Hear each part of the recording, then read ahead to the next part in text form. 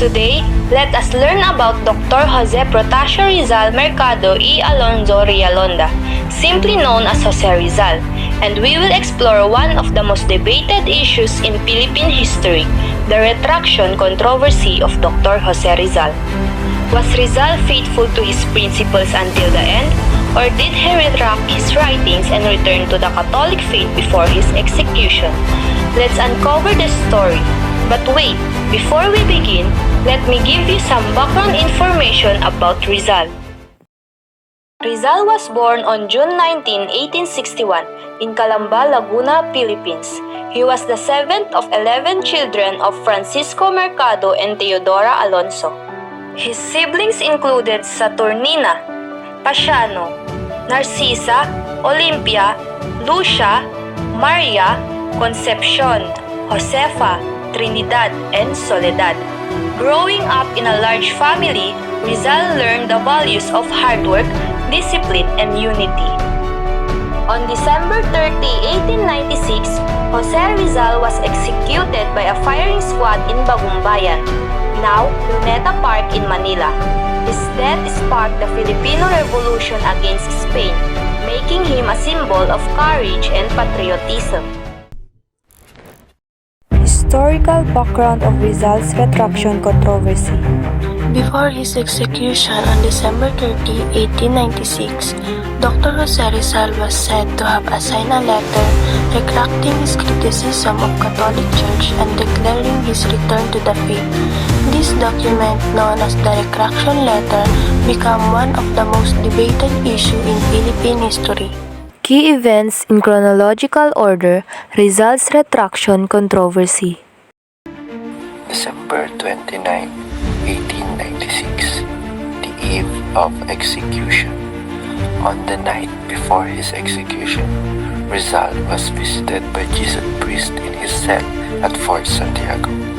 They tried to convince him to return to the Catholic faith and sign a retraction letter. This letter would take back his writings that criticized the church. Execution day. On the morning of his execution, it was reported that Rizal had already signed the retraction document. Soon after, he was executed by firing squad at Bagumbayan, now known as Luneta Park. The retraction letter emerged years after Rizal's death. The so-called retraction letter was presented. The church claimed it was proof that Rizal died as a Catholic. However, some historians doubted its authenticity and suspected it was a forgery. 1935, Nicolas Zafra and Teodoro Calau's support in the 1930s. Historians like Nicolas Zafra and Teodoro Calau examined the document. They argued that the retraction was genuine, that Rizal indeed returned to the church before his death. Mid-20th century Ricardo Pascual's opposition. On the other hand, historian Ricardo Pascual analyzed the letter and claimed it was fake. He pointed out differences in handwriting and inconsistencies in the story of retraction. A debate that continues until today. The retraction controversy remains unresolved. Some believe Rizal retracted, while others stand firm that he never abandoned his principle. Main people involved in Rizal's retraction controversy. Dr. Jose Rizal. He was executed in 1896, and the question remains whether he signed the retraction letter before his death. The Jesuit priests, particularly those who visited Rizal in his cell at Fort Santiago, they claimed to have witnessed Rizal's return to the Catholic faith and supported the authenticity of the retraction. Nicolas Zafra studied the letter and argued that it was genuine, confirming Rizal's reconciliation with the church. Teodoro Calau also supported the authenticity of the document, giving weight to the church's claims. Ricardo Pascual, a historian and critic, challenged the retraction. He believed the letter was a forgery, pointing out flaws in handwriting and inconsistencies in the account. Cause and effects of Rizal's retraction controversy. The controversy began because Rizal was a strong critic of the Catholic Church.